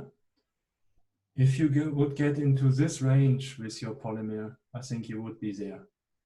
And I'm sure, and I could look around if you need contact to colleagues who work on this, doing studies, basically degradation of lactates or similar polyacetate, so similar compounds. I could see if I find someone which I can name you as an expert there. Okay. Yeah, so thank you very much. I think I will ask the contact person. I mean, I will also inform Mrs. Nida to contact the person you suggested. And then the next question, Mrs. Iin Parina will ask you question directly. So please, Iin, raise your hand and ask your question. Hello, can you hear my voice? I can hear you, yeah. Okay. Actually, I have so many questions in your presentation. Really, it's a very good presentation for enlightening us how to, I mean, the updated technology and science, how to find bacteria to eat the plastic, right? So actually, my most important question, perhaps it's quite similar from the previous question that has been asked by Bunida through Bunia about the biodegradability test, because we are currently working on the project to degrade the plastic using anaerobic bacteria, using the anaerobic system. So that's why we are interested to know further on how, I mean, how the test can work effectively and optimally to say that actually this plastic or that plastic is, I mean, degraded by the natural system created by the anaerobic condition. So you say that the first thing that I mean, I catch from your explanation, you said from the previous questions that the anaerobic bacteria degrade much more slower than the aerobic bacteria, right? If I'm not wrong. This is the general belief, yeah? The general belief, yeah. Okay, but I mean the test that we are going to use is actually the anaerobic system. That's why I'm questioning about the test, because it's already stated in the ASTM 5266, if I'm not wrong. Yeah, actually it's I mean we will do the biodegradability test using the anaerobic bacteria, but it seems can you perhaps give a suggestion on how to see the effectiveness of the biodegradability could work in terms of that kind of condition, because you said that actually the general belief saying that actually the aerobic bacteria is much more faster than anaerobic bacteria, but now here we are working with anaerobic bacteria. So could you please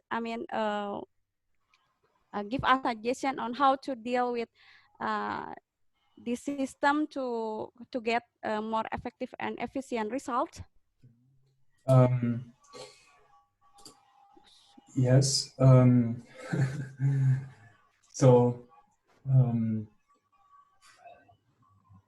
good question, but also complicated. Yeah.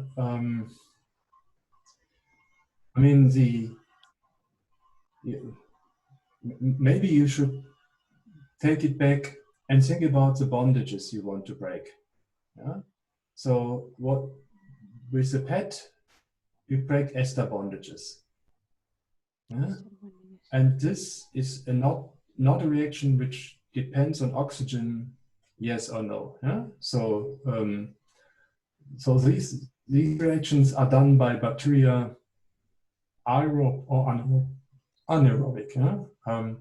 But in general, we know that the aerobic bacteria, of course, have a higher metabolic rate because they can use the oxygen for their general metabolism and have then quicker turnover rates. Therefore, most of their enzymes are likely also adapted to higher turnover rates. And this is maybe the reason why most people in this biodegradation business work with aerobes. Of course, also, when you think about aromatic ring cleavage, which comes then in a later step, this, of course, the anaerobes can do this. They have this complicated way by adding a succinic acid or some other short chain fatty acid to the aromatic ring, and then slowly converting this and opening the ring. But this is much more complicated. It's easier if you have oxygen, then you can simply open the ring with a meta, auto, or para cleavage. Ring is open, and then dissect it and eat it. So maybe this is the reason why most people look at the aerobic system. Of course, the PET assay we do, it doesn't differentiate if the enzyme comes from an aerobic or anaerobic. So if you have a PET enzyme, a PET esterase, it should per se not be inhibited by oxygen. And you can do this in the aerobic system. If you work later on other plastic types where you perhaps have a monooxygenase or some other metallo-dependent enzyme, you have to be very careful. Then oxygen could kill your reaction. Actually, because I read your paper about plastosome, in my previous study, I actually read a little bit about cellulosome. So it's quite, interesting that because cellulosome bacteria usually in a thermophilic conditions, I just think that actually it can work very well if it is in a perhaps warmer climate like in Indonesia, and also if we involve like cellulosome like bacteria, like you said in your paper about the plastosome thing, I think. So just that's why perhaps it's the previous one is my introduction question that I would ask. I asked to you. Yeah, but you see, yes, you're right.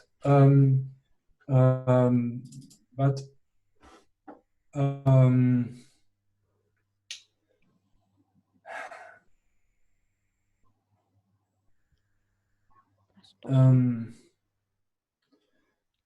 let me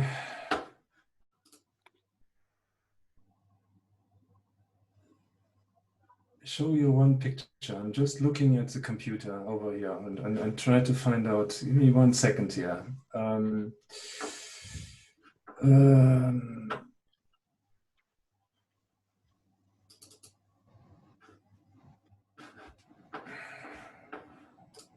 I have it. Let me screen the share. Let me share the screen again with you.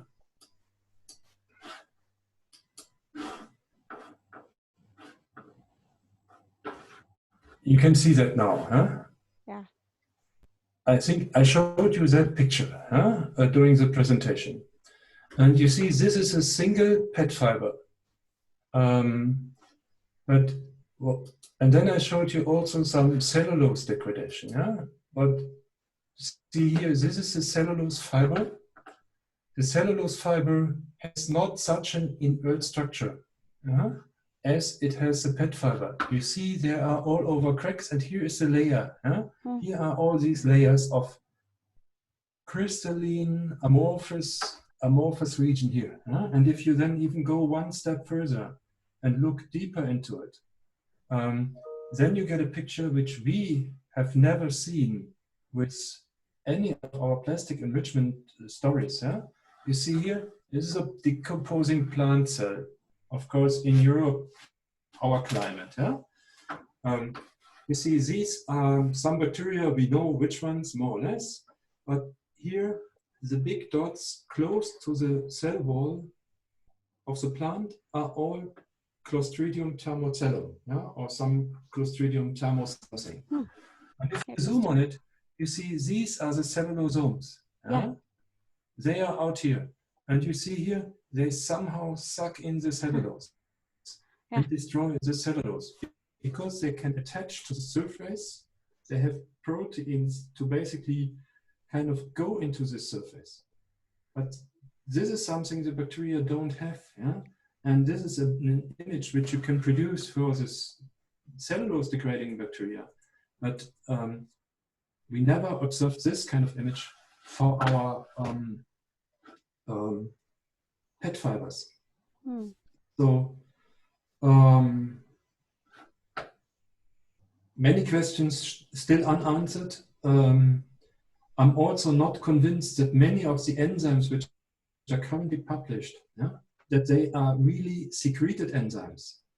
You see, this is a very complex structure of the cellulosomes, 8 or 9 different types of proteins stuck together on a scaffold, evolved over millions or billions of years. And plastic is out since 1942, yeah? And the bacteria had no time. So what we read in the literature are many esterases right now, which are promiscuous enzymes, which are actually internally and perhaps never got in contact, only by chance attacked plastic because we, the researchers, brought them together. So my advice would be, yes, you're right, look for something similar, look for secreted enzymes, and if the Clostridia are really the best ones because they are degrading, they are also effectively degrading lignocellulose. I don't know. My personal view would be, but this I might be wrong, that the Clostridia are highly specialized simply on lignocellulose. I would rather go for the Bacteroidetes, because the Bacteroidetes are, of course, also very good fiber eaters, but they are much more diverse in the type of fiber they eat. And as far as I understand it, the phylum of Bacteroidetes, you have 4 or 5 different genera in there, or families, I don't know. And some of them are strictly anaerobic, and some of them are strictly aerobic. Yeah, and also this kind of a very, very wide range there. And to also give you some insight, we have been screening these strictly anaerobic Bacteroidetes already to see if we can find PET degraders. So far, none of the enzymes we had in our hands are active. I would say the race is open. Okay, so Dr. Hanis Ambarsari, you can ask your question by yourself. Oh, okay. So Professor Streit, Dr. Ambarsari, her speaker faced problem, so I will read her question. So her question is, how long is the plastic biodegradation process has been observed in your lab study so far? We have started in 2015. So we are working on this since 4 or 5 years.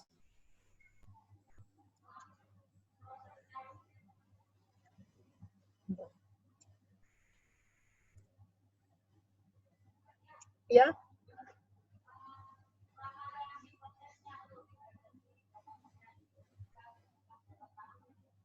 Okay. So her next question, in general, how long do you need or the bacteria needs to degrade? And then how many percent the efficiency of the degradation of plastic by the bacteria? This is a process which is not optimized in nature. It takes years.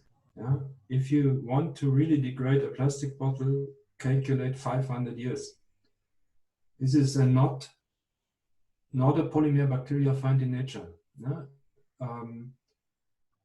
Using all kinds of molecular biology and so on, in a few years, we might be there that we basically have huge composters where we can throw in microplastic and degrade it in 3 months, 6 months. Yeah?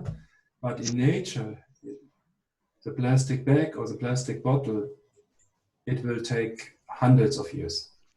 Turnover rates are terribly low compared to really active enzymes. Okay, and is it similar result for laboratory scale?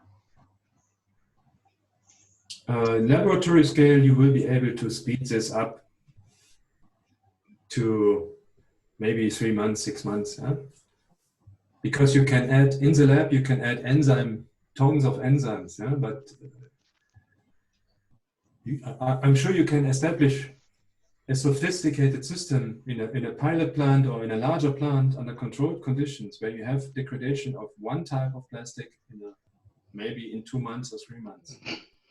But this is also not the situation you have in nature. Yeah?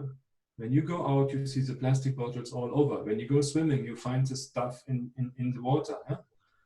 And this will remain forever. Okay. Yeah, thank you very much. Is there any more questions? You can also write at the chat facilities of the Zoom. Okay, so Dr. Joko Praitno will ask you some more questions. So please, Pak Joko. Okay, thank you, Bunia. Just simple question, Professor Streit. In your test, in your research, have you tested the bacteria nutrition manipulation to increase Ptl degradation? I'm not sure if all your experiment is done with enzyme or some of them with bacteria, but if some of your experiment done with bacteria, then this question would be applied, I think. Thank you, Professor Streit. Well, we have some, so most, or the majority of our work is done with simply the enzyme, but we have some of the bacteria in the laboratory and we can see the degradation in the lab. Yeah, but this is only the minority and I would have to look it up. Yeah, but we, of course, also ask the question, is this bacterium out there in nature and could it do the job? Yeah, and yes, a few of these we have would be good candidates as natural degraders. Yeah, I actually, so my personal view is on this. Once you have the microplastic, yeah, it is even likelier that this whole stuff is degraded because the microplastic produces the higher surface, the bacteria can attach to the surface, and by chance a bacterium comes, which then degrades the smaller particle.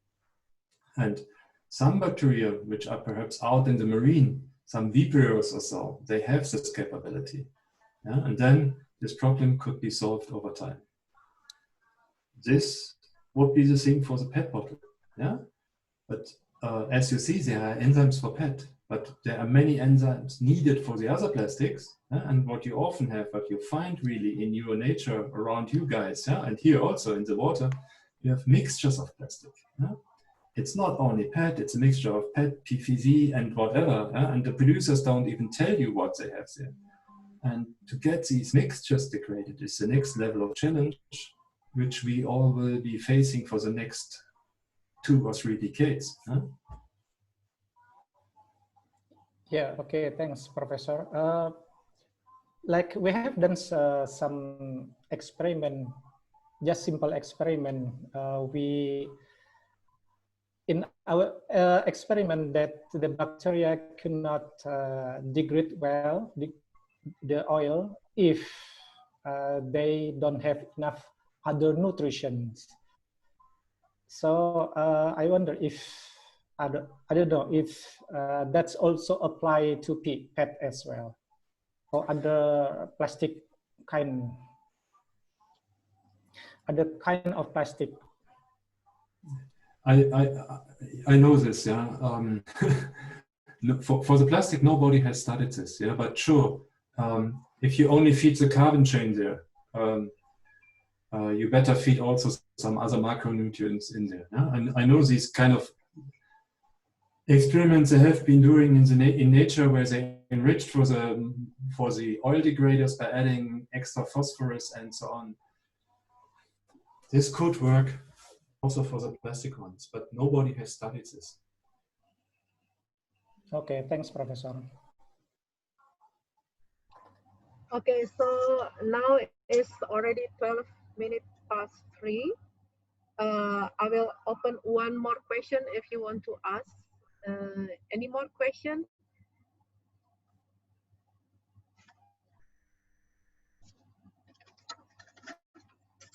Okay, if not, if there is no more question, then I will read a summary of this lecture from Professor Streit.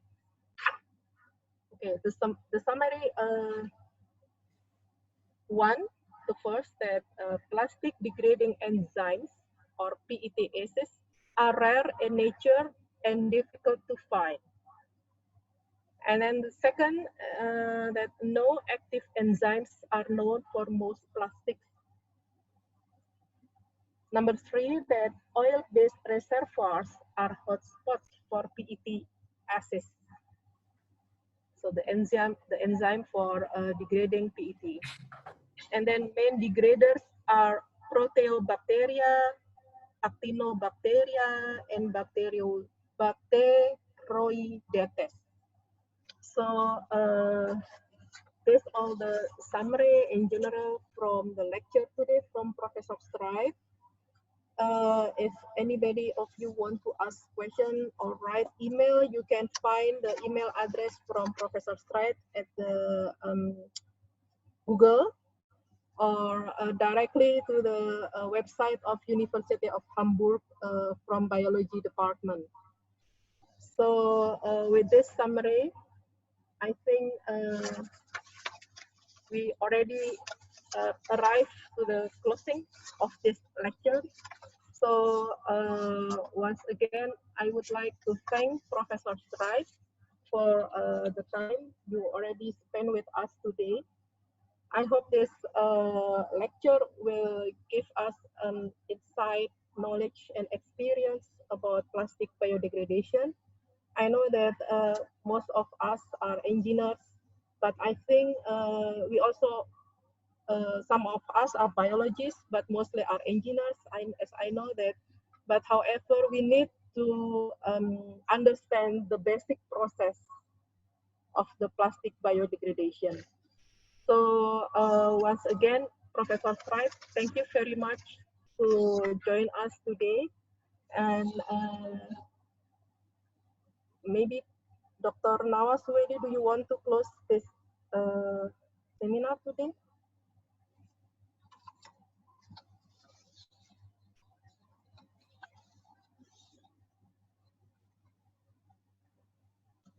Nggak kedengeran, Pak.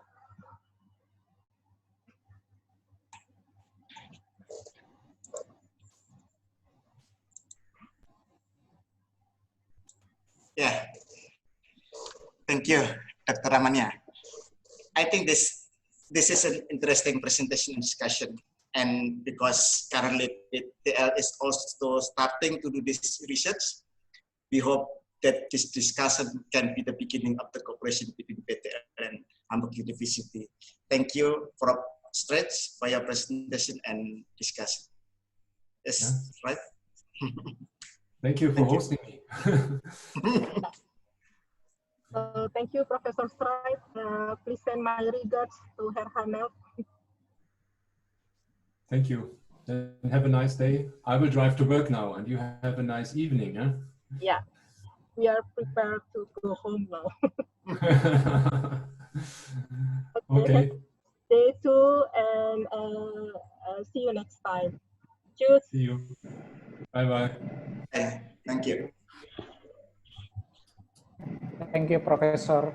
Thank you, Profesor. Ini boleh lanjut nggak sih diskusi? Lanjut aja, In. Iya, Mau lanjut, diskusi. Ya. Ada yang mau pulang, In. Oh ya udah mau pulang aja Mau udah. pulang. Yang belum absen mohon mengisi linknya tadi ya. Bapaknya udah live ya? Udah. Tadi dia soalnya bilang mau kerja.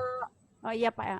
Ya maksudnya itu tadi ada banyak yang dapat, ada banyak yang ketinggalan juga sih. Maksudnya ada yang nggak ngerti juga. Cuman untuk yang kayaknya ya. Telat ya. masuk ya? Telat masuk ya? Enggak Bu. Cuman maksudnya ada yang nggak maksudnya ketinggalan. Tapi banyak kan 90% molekuler itu, pekerjaan molekuler. Jadi diajar kalau nggak ditanya. Ya. Tapi maksudnya untuk yang nge-rate tadi Bapaknya bilang, soalnya untuk yang tes itu kok Iin agak bingung ya. Maksudnya untuk yang tadi kan beberapa kali itu pertanyaan itu nanya tentang rate kan, yang ada yang nanya tentang rate, ada yang pertanyaan tentang degradation rate-nya kan. Tadi Bapak yang nanya itu kan, yang pertama kali itu. Tapi kayaknya saya dapat kesan dia tidak menjawab dengan atau dia nggak mau jawab atau gimana ya. Saya nggak tahu. Dan kesannya seperti itu. Fokusnya kayaknya nggak kurang applicable, jadi sangat populer banget. Tapi menarik mereka concern ke enzim tuh, jadi pertanyaan-pertanyaan bakteri itu ya nggak begitu relevan buat mereka. Jadi mereka udah dapat enzimnya, kemudian mereka isolasi, kemudian ya itu apply langsung gitu ke ininya. Cuman yang Iin nggak banyak. Yang Iin tangkap utama yang itu relevansinya tinggi dengan apa yang dikerjakan sama WP54 itu yang tadi Bu, yang soal backbone itu menarik banget. Karena misalkan ya di satu sisi dia tuh false positif karena maksudnya bisa jadi ketika pas misalnya dia dimimik dalam proses kondisi anaerobik kayak di TPA atau misalnya kayak di lab scale gitu kan. Ya memang yang si bakteri anaerobik itu dia cuma mampu mendegradasi si fillernya ya ini juga nggak misalnya ya gitulah. Dan tapi kan seolah-olah hasilnya itu terdegradasi padahal sebenarnya bukan si backbone utamanya kan. Tapi mungkin di metode ASTM ini nggak terlalu dipikirkan sih mau dia didegradasi backbone-nya, fillernya atau buildernya ya bisa. Tapi di satu sisi apa Pak? Itu sama dengan kayak minyak, jadi di minyak itu kan ada banyak makhluk di situ. Jadi yang terdegradasi itu nanti yang rantai pendek dan lurus ya, alkana ya, rantai alkana. Sedangkan yang aromatiknya enggak, apalagi aromatiknya berjejer-jejer gitu, bersambung nyambung. Itu tidak akan terdegradasi. Jadi tapi dari tes itu, kalau kita melakukannya tes dikasih minyak ya, minyak mentah gitu ya, terus kasih bakteri. Pada awal kultur minyak mentahnya kan mengapung di permukaan. Nah setelah 2 hari, 1,5 hari atau 2 hari itu minyaknya larut ke dalam kultur. Itu artinya hidropobiknya sudah hilang kan, larutan hidropobik. Jadi sebagian sudah terdegradasi. Cuma memang dia berhenti sampai di situ gitu. Jadi nggak akan terdegradasi lebih jauh lagi. Dan itu yang tersisa adalah yaitu tadi rantai panjang aromatik, terutama yang aromatik dan aneh-aneh itulah. Jadi tapi yang tadi si Bapaknya bilang yang pakai asam suksinat itu loh. Terus iya relevan juga sih Bu sama yang apa Iin kerjain dulu. Maksudnya misalnya untuk yang menyatakan bahwa biodegradable, kalau ini kan biomas kan bukan plastik. Maksudnya biodegradabilitas si biomas kan termasuk si hemiselulose sama si selulosnya kan.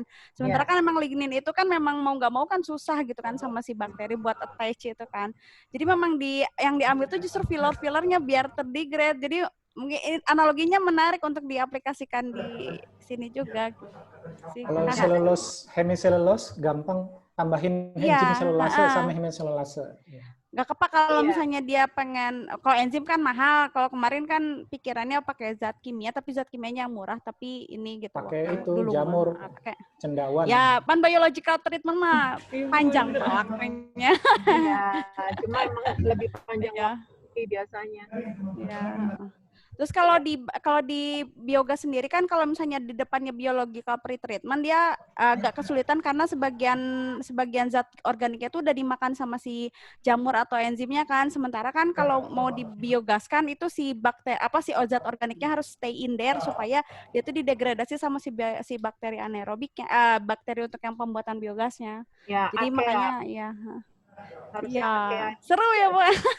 Di anaerobik harusnya arkeanya yang kerja. Iya, cuman ya, Ya nggak tahu memang nih. dia nggak fokus Setengah-setengah. ke situ sih, nggak fokus ke anaerobik ya. Iya. Tapi apa sih Bu? Enlightening banget sih ya. Ya Kira-kira mungkin buat kita perusahaannya apa, enlightening. Bunya? Apa Pak? Apa? Perusahaan plastiknya apa ya yang dia kerjasama? Dirahasiakan Bapak. Kayaknya dia udah banyak punya kerjasama, tapi Kayaknya saya tahu. kayaknya yang Bukan langsung dipresentasikan plastik, ini nggak terlalu relevan dengan yang dia nggak kerja. insight ya. Ya. Ini ya, pabrik besar itu makanya dirahasiain. Iya. Tapi Iya. kalau di papernya bilangnya tekstil Bu. Tekstil kalau di tekstil dia sebut ini mah di papernya beliau. Ini belum publishin. Apa? Iya. Ya Sama bisa ini, jadi. Ini belum publish, makanya dia nggak mau bilang kan. Oh ya Bunya harus bikin laporan juga dari notulensi. Ya laporan general aja sih. Kayak kemarin yang teknis bagus tuh. Yeay, ini yang bikin Bu. Yang bikin laporan, Nggak. Bu Tuti. idenya laporan saya dan laporan Itu semangat dan menguasai kayaknya. Enggak Pak. Lu saya tuh tadi tuh banyak loss serius tadi juga bingung ini teh naon ya gitu. Enggak ngerti. Banyak yang enggak ngertinya Pak. You don't lose anything. ASTM itu ASTM udah pernah saya tanyakan dan Iya Pak. Yang ASTM ya 552. Kita memang nggak mengerjakan itu. Oh. Iya Bu ya. Kita nggak pakai itu sebagai standar katanya. Iya, jadi sebenarnya sih make sense Bu di satu sisi.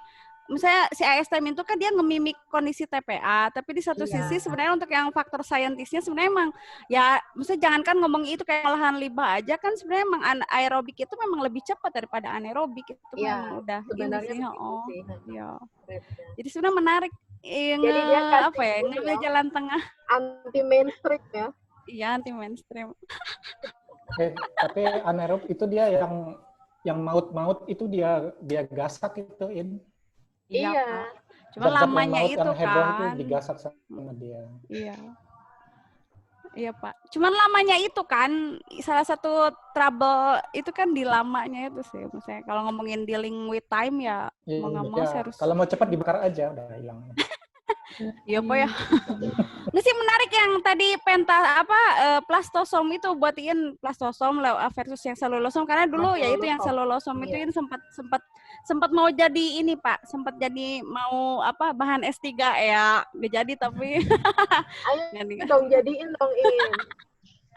Nggak tahu Bu. Aduh. Iya dong, kan gantian suami udah selesai. Oh, belum Bu. Masih galau ini. Gading. Oh ya Bu. Iya paling gitu sih. Nanti laporannya menyusul ya Bu ya. Nah, santai.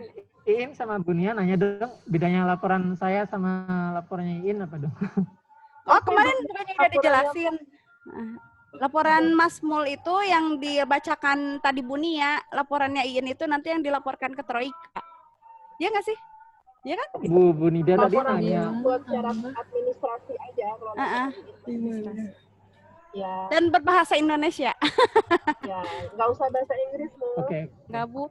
Lagian juga nggak mungkin ngambil dari materi presentasinya si Bapak. Itu terlalu susah juga untuk diterjemahkan. Jadi spesifik. Ya. Ini yang mau bikin sih udah general. Udah bagus. Makanya udah bagus punya Mas Mul. Cuma memang nanti di bahasa Indonesiain aja ya. Sama Q&A-nya lengkap sih.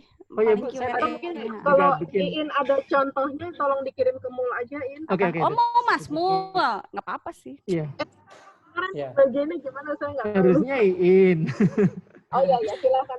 Oh. Enggak, Jadi dia aku tadi sempat catat Q&A juga, cuman nggak semuanya, Bu. ya. Oh, Tadi oke. saya Cuman ada catat beberapa sih, aja. karena saya catatnya kalau harus cepat begini memang biasanya pakai tulis tangan sih, susah pakai ngetik mah kalau iya.